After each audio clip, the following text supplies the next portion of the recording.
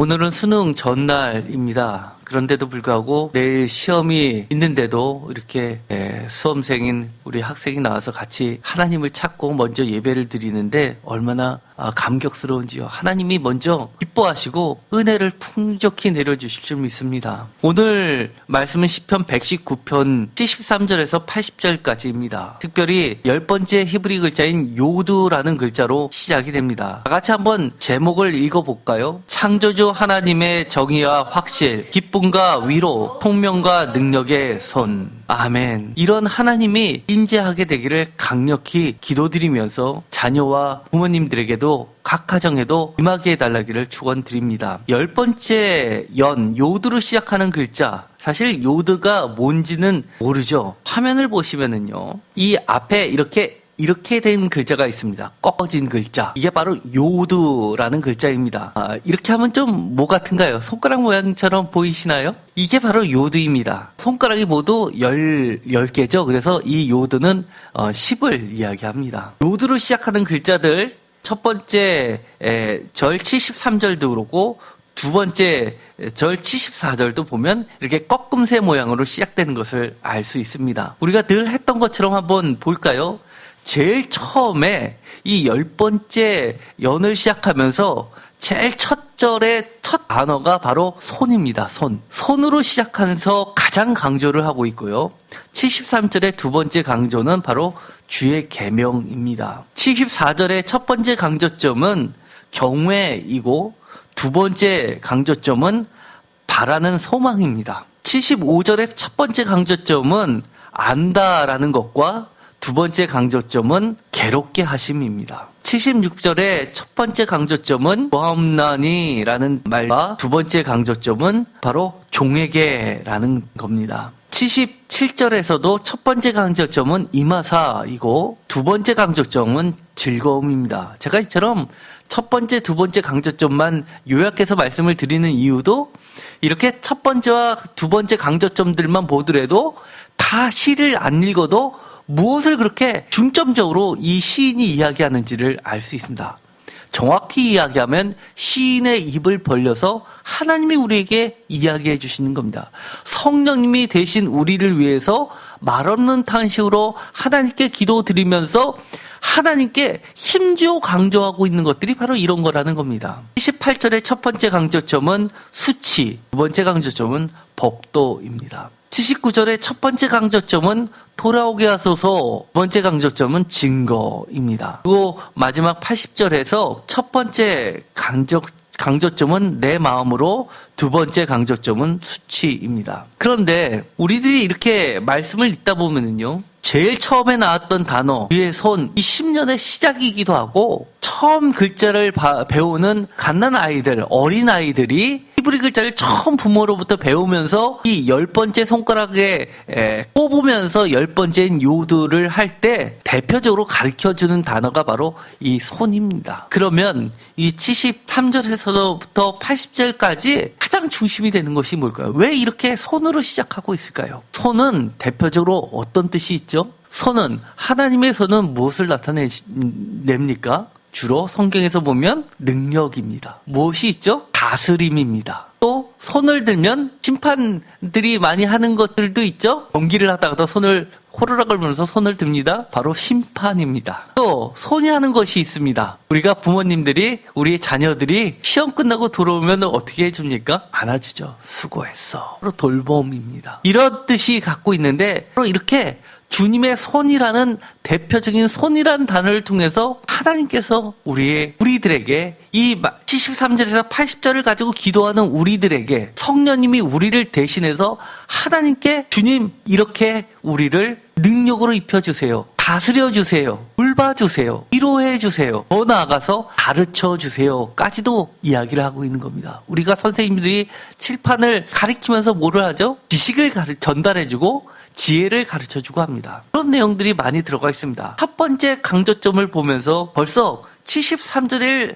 다 다 읽지도 않는데 추측이 됩니다. 73절 다 같이 읽어보겠습니다. 주의 손이 나를 만들고 세우셨사오니 내가 깨달아 주의 계명들을 배우게 하소서. 이미 여기서 이야기했던 많은 것들이 들어갑니다. 만들다, 이것은 능력인데 어떤 능력을 이야기합니까? 창조주 하나님의 능력을 이야기하는 겁니다. 능력, 내일 수능입니다. 수능의 뭐의 약자죠? 학생들의 학습 능력을 평가하는 겁니다. 정말 주의 손이 우리 자녀들에게 있게 하여 주시사 하나님의 능력이 가득하게 했으면 좋겠습니다. 그 하나님의 능력의 손은 대표적으로 무엇으로 증명이 되냐면 하나님이 나를 만드셨다는 겁니다. 하나님의 손이 만들 때 대표적인 것, 성경에서 자주 나오는 거 있죠? 토기장이의 손이 나옵니다. 토기장이가 지능을 가지고 찰흙을 짓듯이 그렇게 지져서 우리를 만듭니다. 내일 시험 보는 거 우리가 손으로 마킹을 하죠. 답안지에다 작성을 합니다. 하나님은 우리를 만들어가고 계시다는 것을 꼭 기억하시기 바랍니다. 우리 학생들은 불안감이 있습니다. 어떤 불안감입니까?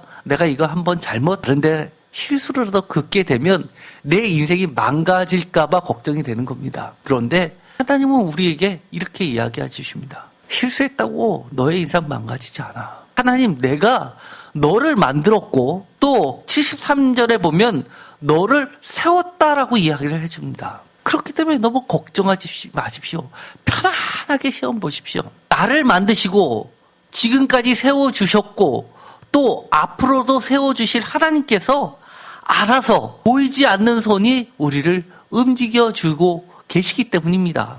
그 손은 능력의 손이고 돌봄의 손이고 또 인도의 손입니다. 우리가 인생을 배워나갈 때 쉽지 않은 것이 있습니다. 똑같은 일을 겪었는데 어떤 사람은 깨닫는 사람, 어떤 사람은 깨닫지 못하는 사람입니다. 주의 손이라고 대표적으로 이야기하면서 이곳에 보면 하나님을 창조주 하나님을 그려내고 있으며 또 가르쳐주는 교사로서 우리에게 알려주고 계십니다. 하나님께서는 어떠한 경우에라도 우리가 잘못 가는 것을 기뻐하시지 않습니다. 심지어 하나님은 우리가 우리의 능력을 넘어서 하나님이 도와주실 때가 너무 많이 있습니다. 73절을 표준세 번역은 아주 다른 느낌이 나게끔 번역했습니다. 73절을 표준세 번역으로 한번 다 같이 읽어보겠습니다. 주께서 손으로 몸소 나를 창조하시고 나를 세우셨으니 주의 계명을 배울 수 있는 총명도 주십시오. 이걸 읽으시면 어떤 느낌이 듭니까? 개역개정에서는 주의 손이 나를 만들고 세우셨사오니 내가 깨달아 주의 계명들을 배우게 하소서. 이것과 저는 이 73절을 표준세번역으로 읽었을 때 느낌이 어떤 느낌이 드냐면 73절의 세번역은 꼭 이런 것 같습니다. 하나님, 너를 지었으니까 알아서 책임져 주세요. 나 몰라요. 라고 자빠지는 것 같습니다. 몸소 나를 창조하시고 나를 세우셨으니 주의 계명을 배울 수 있는 총명도 내게 달라는 겁니다. 얼마나 당당합니까? 주님은 좀 부족하지만 그것으로 줄 세우지 않습니다. 가르쳐 주십니다. 시험 볼 때 어려움이 있으면 하나님께 간구하십시오. 하나님, 내가 이거 분명히 봤는데 잘 생각이 안 나는데 다시 한번 명확하게 생각나게 해달라고 기도하면서 푸십시오. 당사자보다 사실 제가 더 떨립니다. 내일 시험을 꼭 제가 보는 것 같습니다. 하나님께서 정말 눈동자처럼 비춰주시고 주의 손이 만들고 세우시고 깨닫게 하시고 즐거움으로 인도해 주시길 간절히 소망합니다. 17절에 보면 이렇게 되어 있습니다. 주의 긍휼이 여기심이 내게 임하사 내가 살게 하소서. 주의 법은 나의 즐거움이니이다. 하나님은 즐거움을 주신다는 겁니다. 하나님은 즐거움을 주시기 때문에 기쁨이 되게 하시고 76절에 보면 위안이 되게 하신다고 합니다. 더 나아가서 80절에 보면 수치를 당하지 않게 해주신다는 겁니다. 왜요? 25절에 보면 여호와여 내가 알거니와 주의 심판은 의로우시고 주께서 나를 괴롭게 하심은 성실하심 때문입니다.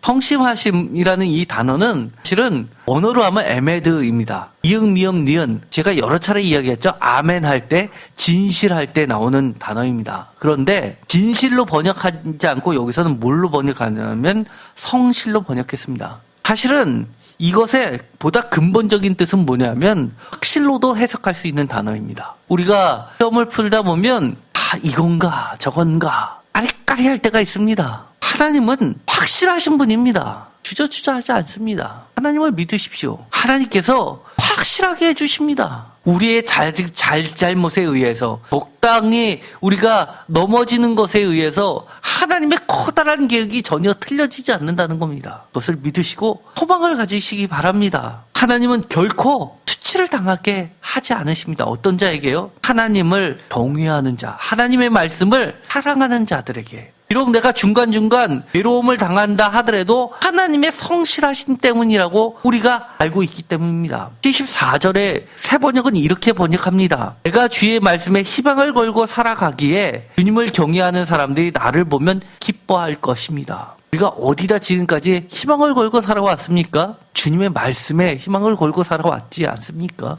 여기서 주님을 경외하는 사람들이 한 번 더 나옵니다. 80절에 보면은요. 수치를 당하지 않게 해주는데 79절에 어떤 이야기를 하냐면 주님을 경외하는 사람들이 내게 돌아오게 해주십시오. 그들은 주의 교훈을 아는 사람들입니다. 라고 이야기합니다. 이 79절을 개역개정으로 한번 읽어보겠습니다. 여기 79절은 오히려 개역개정이 더 멋지게 번역했습니다. 다 같이 읽겠습니다. 개역개정입니다.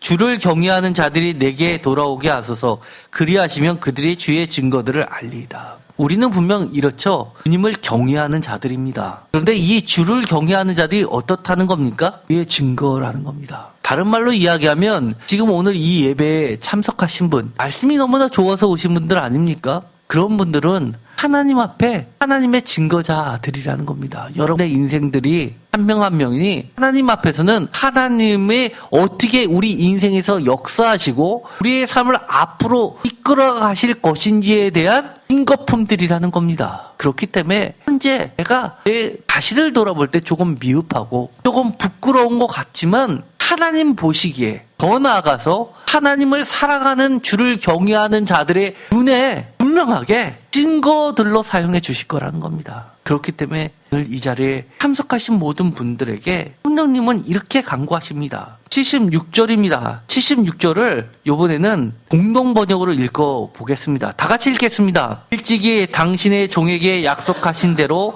사랑을 내리시어 위로하소서. 아멘. 우리에게 약속하신 게 지금 약속하신 게 아니라 언제? 일찍이. 그 많은 말씀 중에 어떤 말씀은 여러분의 가슴 속에 새겨진 말씀들이 있을 겁니다. 하나님께서 우리들에게 약속하신 대로 갑작스럽게 결정하신 게 아니라 약속하신 대로 우리를 늘 위로해 주시는 분입니다. 제가 서두에 이렇게 말씀을 드렸죠. 위로. 그림언어로 표현하면 어떻습니까? 주님의 손이 우리를 꼭 안아주시면서 등을 두드려 주실 겁니다. 수고했어. 수고했어. 시험 보러 들어갈 때는 어떻게 해주신다는 겁니까? 파이팅! 응원해 주실 겁니다. 그러니 하나님을 굳게 믿으시고 하나님께서 약속하신 것을 지금까지 예배를 드리면서 설교 말씀을 통해서 또는 내가 큐티를 통해서 마음속에 새겨졌던 하나님의 약속들을 하나하나씩 기억하면서 오늘도 편안하게 주무시고 내일 개운한 마음으로 시험에 임하게 되기를 간절히 소망합니다.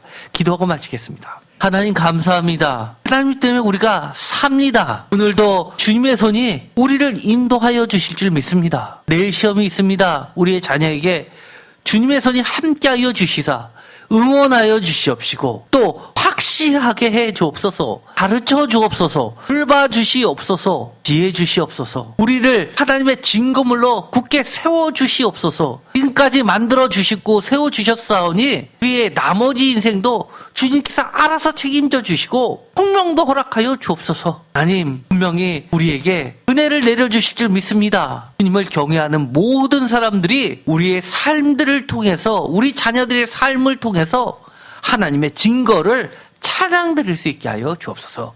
예수 그리스도의 이름으로 기도드렸습니다. 아멘.